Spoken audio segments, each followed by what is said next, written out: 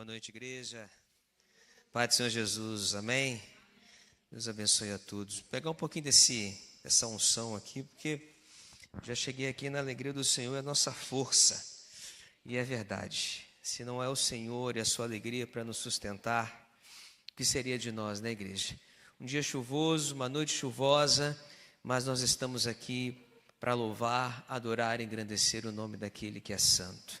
Amém, igreja? Então quero convidar você nessa noite, para que nós, nessa mesma energia, nesse mesmo espírito, possamos, através da palavra, louvar, adorar o nome do Senhor e também receber dele nessa noite o que ele deseja falar aos nossos corações. Vamos ficar de pé em reverência à palavra do Senhor? Eu quero compartilhar com a igreja o texto que está no livro de Romanos, no capítulo 12. Vamos ler apenas o verso 2.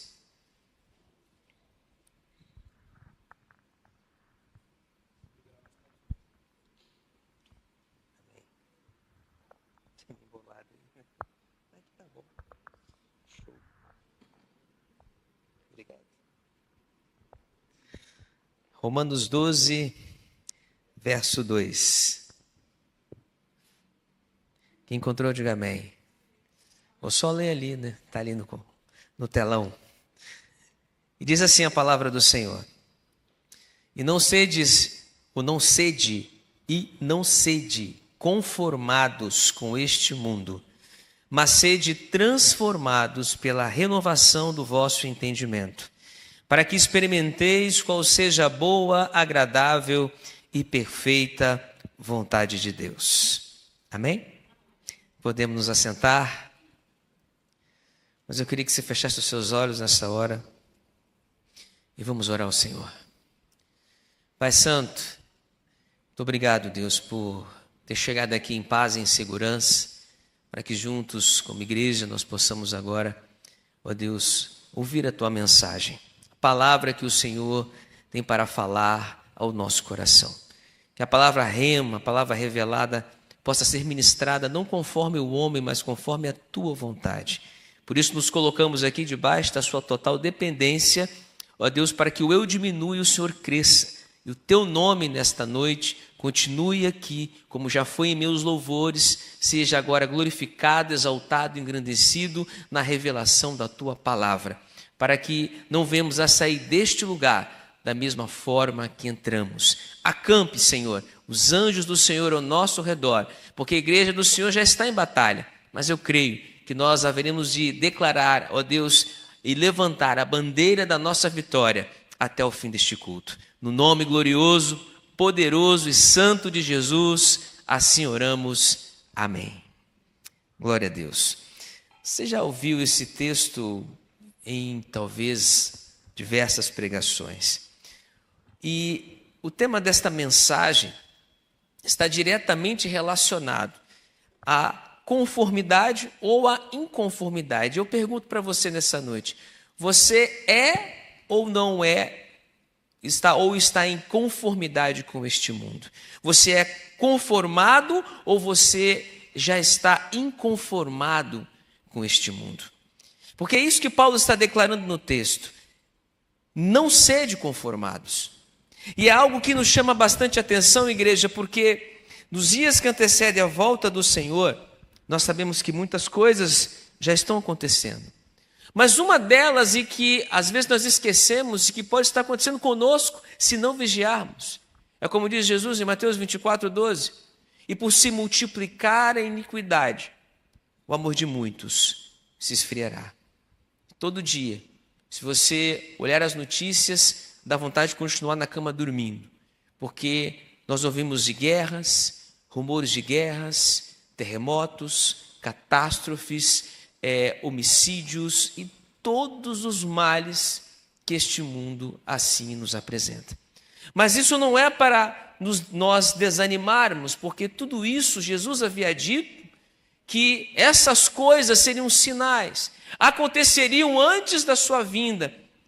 E estamos nesta era. Somos nós que devemos ser agora os inconformados dessa era, de não aceitarmos como a igreja de todos os tempos não aceitou o pecado neste mundo.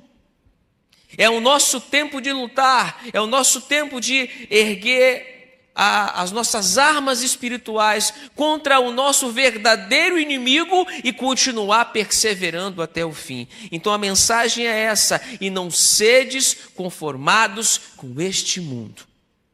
E o que nós aprendemos? Quando Jesus, ao chegar a Nazaré, a cidade onde fora criado, entrando numa sinagoga no dia de sábado, como era o seu costume, ele então levanta-se para ler. Deram a ele o livro do profeta Isaías, e abrindo o livro, ele achou o lugar onde estava escrito, Isaías 61, versos 1 e 2.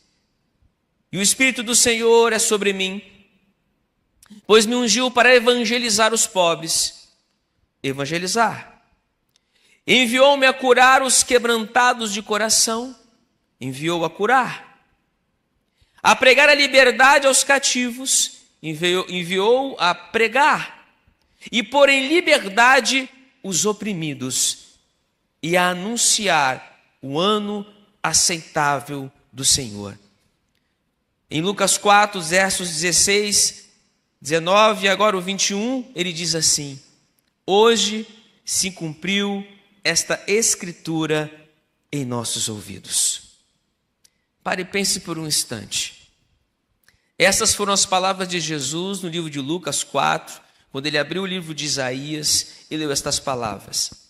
E naquele momento, como ele declara no verso 21, hoje se cumpriu esta escritura em vossos ouvidos. Isso significa que a partir daquele momento, queridos, tudo que Jesus havia declarado aqui era uma missão a ser cumprida. E essa missão começou com ele, mas não terminou com ele, porque o Senhor nos comissionou a realizar as obras que ele deixou. E isso é de causar um certo espanto, porque o que nós estamos fazendo nesses nossos dias? Para que essas obras, pregar, evangelizar, curar, transformar vidas, continue se cumprindo como se cumpriu nas nossas vidas, na vida de outros que estão ao nosso redor. E aqui no Evangelho de Mateus, no capítulo 12, para embasarmos essa verdade do que Jesus fizera, no verso 22 ao 32, está escrito que trouxeram até Jesus um endemoniado cego e mudo. E de tal modo o curou que o cego e o mudo falava e via. E toda a multidão se admirava e dizia: não é este o filho de Davi? Mas os fariseus, ouvindo isso, diziam: este não expulsa os demônios, senão por Beelzebu, o príncipe dos demônios. Jesus, porém, conhecendo os seus pensamentos, disse-lhes: todo o reino dividido contra si mesmo é devastado, e toda cidade ou casa dividida contra si mesma não subsistirá. E se Satanás expulsa Satanás, está dividido contra si mesmo. Como subsistirá, pois, o seu reino? E se eu expulso os demônios por Beelzebu, por quem os expulsam então vossos filhos? Portanto, eles mesmos serão os vossos juízes. Mas se eu expulso os demônios pelo Espírito de Deus, logo é chegado a vós o reino de Deus. Então o que Jesus havia dito lá naquele dia na sinagoga era uma verdade. Ele continua dizendo: ou como pode alguém entrar em casa do homem valente e furtar os seus bens, se primeiro não maniatar o valente, saqueando então a sua casa? Quem não é contra mim, quem não é comigo é contra mim, e quem comigo não ajunta, espalha. Portanto, eu vos digo, todo pecado e blasfêmia se perdoará aos filhos dos homens, mas a blasfêmia contra o Espírito não será perdoada aos homens. E se qualquer disser alguma palavra contra o Filho do homem, ser-lhe-á perdoado, mas se alguém falar contra o Espírito Santo, não lhe será perdoado, nem neste século, nem no futuro. Essas palavras não te assustam? A mim assusta. Porque Jesus fala que há pecado que não tem perdão, cometido por homens conscientes. E isso é assustador. Porque a minha missão como igreja é pregar o Evangelho. Não é julgar essas coisas, mas uma coisa eu sei, Jesus está dizendo que muitos há que estão em nosso meio que não verão a glória de Deus. E se porventura for alguém que você ama? E se porventura for alguém que está do teu lado, a nossa responsabilidade vai muito além. Isso mostra, igreja, que alguns judeus, conforme o texto está dizendo, não criam em Jesus Cristo. Mesmo testemunhando todos os milagres que ele operava, principalmente cura, libertação de enfermidades físicas e espirituais. Eles estavam vendo o que estava acontecendo. E ainda assim, diziam que Jesus expulsava demônios por Beelzebu, expulsava os demônios por Beelzebu. Os homens da lei judaica, que sempre estavam rodeando Jesus, nunca conseguiam entender o que ele fazia, não entendiam a sua mensagem, porque a intenção do coração deles não era entender as boas novas do Senhor, mas condená-lo. A intenção do nosso coração fala muito a nosso respeito, porque o próprio Isaías diz a respeito dessa geração: muitos me honram com os lábios, mas o coração está longe de mim. Longe de mim julgar o coração do homem, porque o coração do homem é enganoso, mas o Senhor, Ele sonda e prova os nossos corações. Não há como esconder nada de Deus, nada do que está dentro de nós. A maioria desses fariseus, saduceus, escribas e mestres da lei estavam cegos, igreja, surdos, mudos e cativos espiritualmente, mesmo sendo o povo da promessa, conforme diz a palavra. Aqueles dias. A Bíblia nos mostra nesta mensagem que algumas pessoas levaram até Jesus esse homem que estava com a vida dominada por um demônio que o mantinha cego e mudo. Muitas vezes achamos que a pessoa que está sob a influência do mal, sob a influência demoníaca, ela fala ou faz coisas terríveis, mas há situações, e a Bíblia mostra, que apenas o simples calar, poderia ser também uma opressão demoníaca. Por isso, antes de conhecermos a Cristo, eu e você um dia já estivemos assim, cegos, surdos, mudos, agimos de forma inconsequente. Talvez nem todos aqui passaram por um processo de libertação por demônios, como alguns passaram, alguns daqueles que caminharam com Jesus. Mas isso é um fato na vida de muitos que se libertaram de coisas do passado. Os cegos espirituais não conseguem reconciliar-se com Deus, porque quando leem as Escrituras, nada conseguem enxergar, além de um livro histórico, um livro mitológico, um livro falível, infelizmente. Ontem, já tem um tempo que eu já vi esses vídeos, eu gosto muito de assistir vídeo de defesa da fé, até mesmo esses podcasts onde estão se discutindo sobre a fé. E é muito comum encontrarmos hoje uma linha, até mesmo de judeus chamados judeus messiânicos, que creem no Messias, mas da forma deles. E um desses muito famosos rabinos aí foi questionar essa credibilidade, porque Cristo não é o Messias dele. E ao declarar essas coisas, ele estava intimamente ligado àquilo que Paulo declara lá em 2 Tessalonicenses capítulo 2, quando Paulo fala a respeito da vinda do anticristo. Muitos crerão nele, porque esses homens creem que esse Messias virá, inaugurará o novo templo e fará coisas grandiosas, será um homem, será cheio de poder. Essa é a versão do anticristo, completamente. E é disso, meus amados irmãos e irmãs em Cristo, que devemos estar atentos, porque nós temos um chamado a levar o povo a sair dessa cegueira, dessa surdez, dessa mudez e dessa escravidão espiritual. E eu sei que algumas lutas que nós vamos travar vão ser difíceis. Por isso a falta de entendimento espiritual, por estarmos cegos e surdos, nos deixa também mudos para confessarmos as palavras de vida eterna. Assim uma deficiência vai gerando outra e mais outra e mais outra. Por isso a humanidade sem Jesus, eu posso afirmar que ela é cega, surda, muda e escrava em seus próprios, escrava de seu próprio entendimento, estão afundadas em seus próprios pecados, cega no entendimento e no discernimento. Paulo fala em 1 Coríntios 2,14, ora o homem natural não compreende as coisas do Espírito, porque lhes parecem loucura e não pode entendê-las porque elas se discernem espiritualmente.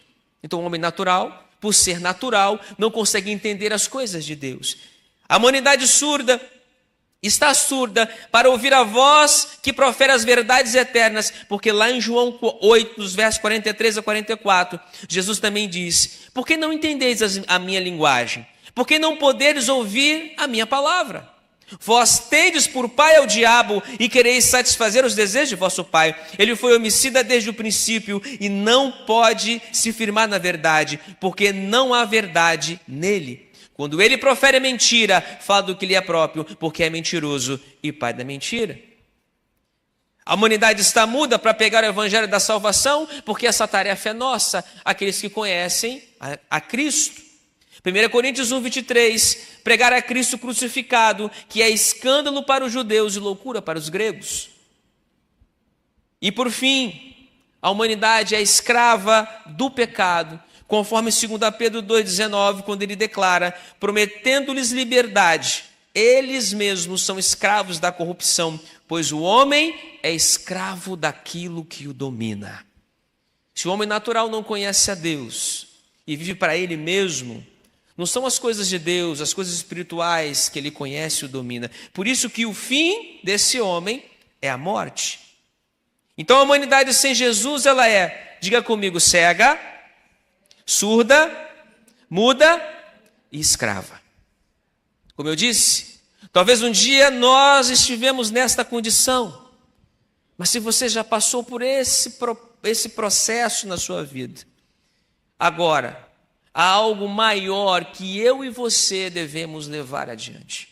E esse legado qual Cristo declarou quando ele abriu o livro de Isaías naquele dia na sinagoga e deixou para nós como igreja, precisa ser cumprido. E isso me assusta, porque o que eu estou fazendo, o que você está fazendo, o que nós estamos fazendo para que essa realidade na humanidade se reverta. Queridos, nem todos serão salvos. A nossa responsabilidade não é salvar. A nossa responsabilidade está em obedecer toda a vontade de Deus. Porque a obediência, ela precede a nossa vitória. A obediência, na verdade, precede tudo. Se você quer viver tudo aquilo que Deus tem como promessa para a tua vida, como propósito, você precisa aprender a obedecer. E eu aprendi algo na minha caminhada cristã ao longo dela, que obedecer nem sempre é estar de acordo. Porque vão ter muitas coisas na minha e na sua vida que a palavra vai nos confrontar. Você vai dizer: mas isso aí, Senhor, é isso aí. Porque servir a Cristo significa negar a si mesmo, significa tomar a sua cruz e seguir a Cristo. É muito mais abandono, perder, do que literalmente ganhar. Mas o que nós perdemos nesta vida, o que nós ou deixamos de ganhar nela, há um futuro reservado para nós, que ninguém tira de mim e de você. Porque quem nos garantiu este futuro e esta promessa não é homem para que minta e nem filho do homem para que se arrependa. Então vale a pena você pagar o preço, o nosso preço, porque o maior preço já foi pago, mas nós também, ao negarmos a nós mesmos, tomarmos a nossa cruz, teremos uma recompensa. Sabemos que existem doenças de origem física, de origem mental, que são doenças emocionais e espiritual. E essas doenças, igreja, atingem a todos nós como seres humanos, mas nem todas essas doenças podem ser curadas pela medicina humana, pela psicologia moderna, ou pelos métodos espirituais aí diversos, né? Alguns até duvidosos, porque somente em Deus nada é impossível, conforme Lucas 1,37. Para Ele nada é impossível. Porque em verdade eu te digo, conforme Jesus disse em Mateus 17:20, se você tiver fé do tamanho de um grão de como, e às vezes a gente erra ao ler o texto, já é um vício, né? Se você tiver fé como um grão de mostarda, e isso fala mais do grão do que do tamanho dele. O grão de mostarda é uma semente pequena, mas muito resistente. Mas quando ela cresce, vira uma grande hortaliça. E é disso que o Senhor está falando. E você poderá dizer àquele monte: passa daqui para colar, e há de passar, e nada vos será impossível. Apesar de estarmos neste mundo, não somos mais dele, como nós sabemos pela palavra, mas, como eu declaro aqui para você, há uma responsabilidade ou responsabilidades para com aqueles que ainda não conheceram a Cristo. E essas pessoas podem estar muito mais perto, podem estar do seu lado, pessoas que você ama. Quantas pessoas que você ama que ainda não estão salvas em Cristo? Você entende o tamanho dessa responsabilidade? Se você ainda não tem um pai, uma mãe, um irmão, um primo, um tio, sei lá, um amigo, como você pode estar ainda conformado, como Paulo fala no nosso texto base, e não sede conformados com este mundo? Não podemos. Enquanto as pessoas que amamos, ou dizemos, se não cuidamos nem das que estão perto, imagina as que estão longe. É nossa responsabilidade. Ainda que essas pessoas continuem cegas, surdas, mudas, escravas, essa verdade então se resume nas seguintes palavras do Senhor Jesus: ide por todo mundo e pregai o evangelho a toda criatura. Quem crer e for batizado será salvo, e quem não crer será condenado. E estes sinais, e ele está dizendo isso, naqueles dias disse isso, mas essa é uma palavra atemporal, na minha opinião. Aquilo que foi verdade quando ele falou isso lá atrás, há 2000 anos, é verdade hoje. E estes sinais seguirão aos que creem, porque a nossa fé é agora. Nosso Deus é um Deus de agora, é um Deus presente, é um Deus conosco. E ele diz: em meu nome expulsarão demônios, falarão novas línguas, pegarão na serpente, e se beberem alguma coisa mortífera, não lhes fará dano algum, e porão as mãos sobre os enfermos e os curarão. Marcos 16, de 15 a 18.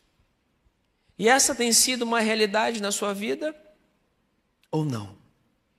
Porque eu não posso anular essa palavra. Mas se eu sou o inconformado, o que eu tenho feito para buscar aquilo que Jesus me ordenou e me deixou como legado?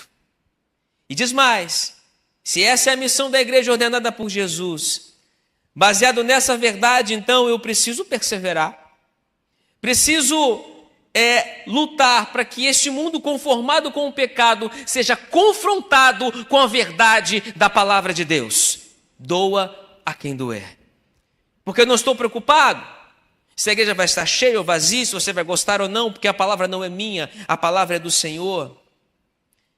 Mas há um outro texto que expõe ainda mais a nossa inércia espiritual, e esse me deixa ainda mais constrangido. Porque lá em João 14, do verso 12 a 14, Jesus declara: na verdade vos digo, que aquele que crê em mim fará as obras que eu faço, e as fará maiores do que estas. Olha isso. Porque eu vou para o meu Pai, e tudo quanto pedides em meu nome, eu farei, para que o Pai seja glorificado no Filho. Se pedirdes alguma coisa em meu nome, eu o farei. E agora? Não fica mais estreito ainda? Jesus disse que faremos obras maiores do que estas. Eu nunca vi ninguém andar sobre as águas. Você já viu?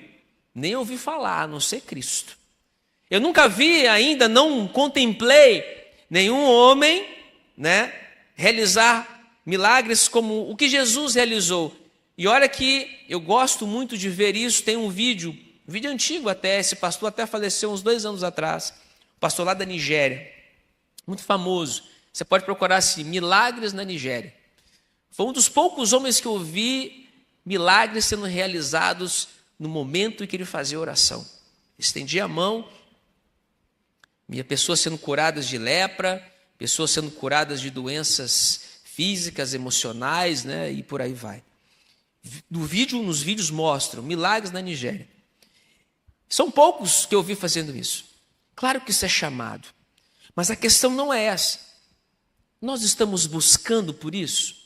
Por que esses milagres, muitos deles acontecem lá na África, lá na Ásia, nos países pobres, e a gente não vê tão perto de nós? Será que o nosso coração se endureceu a tal ponto? Ou será que a nossa fé não alcançou aquele limite de realizar milagres? E essa pergunta que eu vos faço, ela é retórica. Porque eu também sou responsável, assim como você, de sermos agentes transformadores em nosso tempo.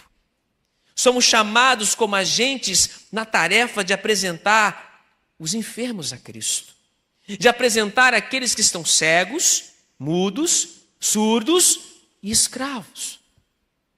E não só apresentá-los, mas que no nome dele essas pessoas sejam de fato curadas.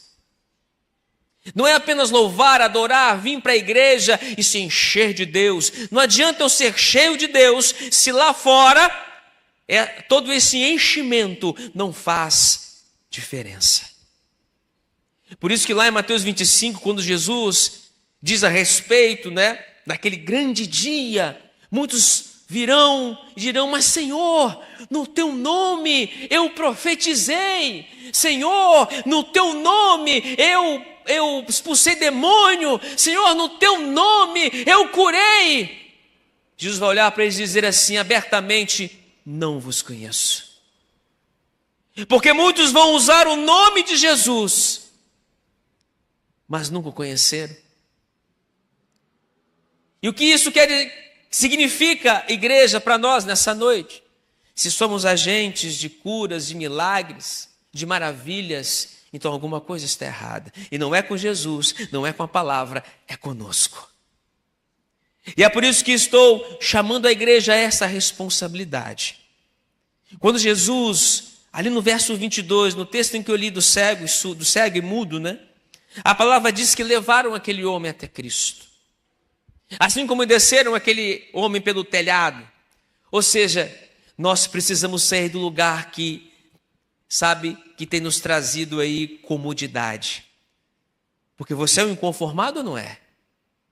Porque a comodidade, os tempos modernos também têm trazido muita preguiça espiritual. Imagina, só por um instante, se os apóstolos naqueles dias, que andavam a pé, de camelo, de burrinho, sei lá como, tivessem a tecnologia de hoje para evangelizar, para ir daqui, para colar. E nós estamos fazendo o quê? Isso significa que quando assumimos a responsabilidade, igreja, de levar alguém até Cristo, Deus se agrada disso. Nós, se nos consideramos inconformados, precisamos sair dessa situação básica de sermos crentes nominais. Vou na igreja na quarta, vou na igreja no domingo, eu participo dos discipulados. Isso tudo é bom? Excelente. Mas você está sendo preparado para quê? Apenas para ir para o céu? Se é apenas isso, então há muito a fazer. Porque nessa caminhada até o céu, Deus tem colocado na sua mão uma semente. E por onde você passa, essa semente precisa ser plantada. Ou melhor, lançada. E aí, cabe a quem receber a semente, recebê-la e fazer bom proveito dela. Mas se nós nem isso estamos fazendo, como poderemos chegar naquele dia e esperar que de braços abertos Deus, Jesus Cristo, venha dizer para mim e para você: vinde benditos do meu Pai e entre no reino que está preparado para você desde a fundação do mundo? Não seria hipocrisia da nossa parte? O que o Senhor está nos dizendo nessa noite, igreja, é que nós precisamos nos posicionar. Um ser humano cego e mudo fisicamente se torna uma pessoa limitada, nós sabemos disso. E dependente. Ela não está inválida, mas ela precisa de ajuda. E essa é a diferença que muitos gostam de dizer, entre o filho pródigo e a ovelha perdida. Ah, eu saí da igreja e ninguém foi atrás de mim. Ué, você não saiu? Você sabe o caminho de volta. Então volta para a igreja. Tem muito filho pródigo com síndrome da ovelha perdida, e são coisas totalmente diferentes. Quando a ovelha se perde, o texto diz que o pastor deixou as 99 e foi atrás da que estava perdida. Alguém aqui já se perdeu alguma vez? em algum lugar? Já? Como é que é a sensação? Você não sabe onde você está. Você olha para o lado, você olha para o outro. Para onde é que eu vou? Isso é estar perdido. Então alguém de fora vai lá, te estende a mão. Ei, o caminho é esse. Segura aqui na minha mão e eu vou te ajudar. Foi isso que Jesus ensinou. Então aqueles que saem da igreja por conta própria ficam perdidos, ou melhor, se achando perdidos, mas não estão. Porque podem voltar para a igreja quando quiserem. O filho pródigo entendia isso, porque quando ele passou fome, quando o dinheiro acabou, quando a farra acabou, quando a comida acabou, ele se lembrou, olha, na casa do meu pai, os empregados dele comem melhor do que eu aqui. Eu prefiro voltar como empregado do que filho, mas pelo menos lá eu vou encontrar o que eu preciso. Ele tinha consciência do que havia feito. E assim, igreja, somos nós. Quando se trata de enfermidades espirituais, na maioria das vezes o doente não conhece a sua enfermidade. Por isso nós precisamos levar esse doente ao conhecimento dessa doença. Você não chega no médico para ser consultado, ele fala assim, ele chega, olha para você, ó, toma aqui essa receitinha e pode ir para casa. Bom, alguns médicos do SUS fazem até isso, né? Mas Jesus não, porque ele conhece o teu coração. Então quando você chega no lugar, ele vai te examinar, né? E ele vai descobrir que você tem que dizer, o seu problema é esse, você precisa disso, a cura é essa. E é isso que devemos fazer com essa humanidade que está cega, surda, muda e escrava do pecado. A nossa missão como igreja de Cristo é importantíssima, levando doentes ao reconhecimento de sua patologia e os conduzindo até Jesus, que cura o corpo, a alma e o espírito, pela fé, através da pregação do Evangelho. Em João 17:20, Jesus diz assim, e não rogo somente por estes, mas também por aqueles que pela sua palavra hão de crer em mim. Porque de sorte que a fé vem pelo ouvir e ouvir pela palavra de Deus, conforme Romanos 10:17. Então eu preciso pregar o Evangelho.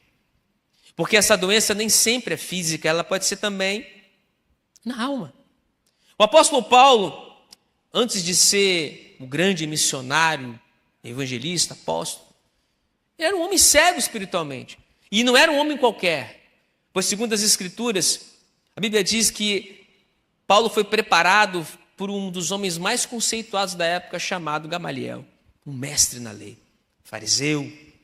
E Paulo, com todo o seu conhecimento, ele era um cego espiritual.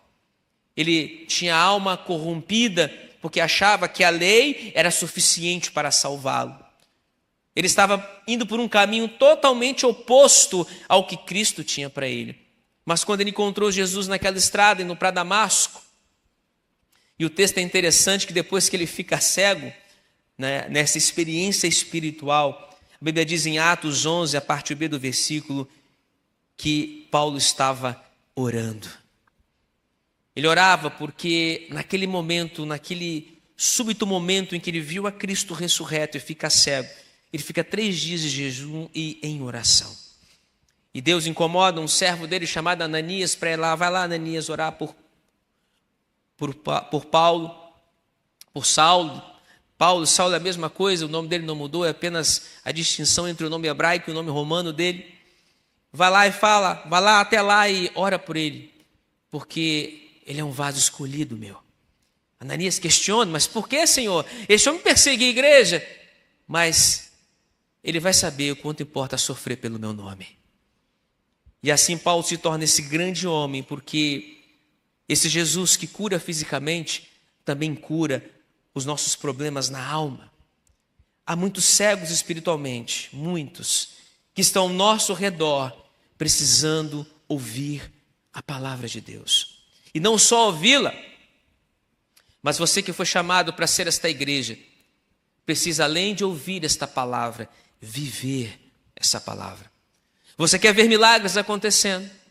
Quer que se cumpra na tua vida aquilo que Jesus disse lá no livro de Isaías, quando ele abriu na sinagoga? Evangelizar, levar cura, levar conhecimento, pelo poder de Deus. se coloque pela fé na presença de Deus e peça. Peça sabedoria, peça dons, peça coragem, peça ousadia, mas não sede conformados com este mundo. É muito fácil chegar na igreja, porque eu sei que cada um de nós que está aqui tem um problema, tem uma luta, uma adversidade, talvez uns menos, outros mais. Mas nós temos o mau costume de chegar na igreja e achar que a igreja é apenas um hospital que recupera doente. Deixa eu dizer uma coisa para você, meu irmão. Você não está num hospital, você está num quartel-general. Porque aqui você vai encontrar aqueles que estão sendo preparados para irem para a guerra. Você vai encontrar os líderes, os liderados, os que estão doentes, os que estão passando por cura, os que estão curados. Aqui é um quartel. Deus está preparando uma geração para que indo, porque essa é a mensagem, este é o legado, esta é a ordem, ide por todo o mundo e não vinde, para que nós possamos levar salvação, cura, milagres, maravilhas, tirar o mundo da cegueira, da mudez, da surdez e da escravidão que o pecado causa em nós. E essa autoridade só nos é concedida se andarmos com Cristo em obediência. É uma palavra de exortação? Para mim também foi. Mas o que isso importa? Importa é saber que ao sairmos daqui nessa noite, não vemos a sair da mesma maneira. Deus está dando uma chacoalhada no nosso espírito, dizendo para você: ei, eu não chamei você para ficar apenas sentado num banco de igreja, mas para ser um instrumento nas minhas mãos.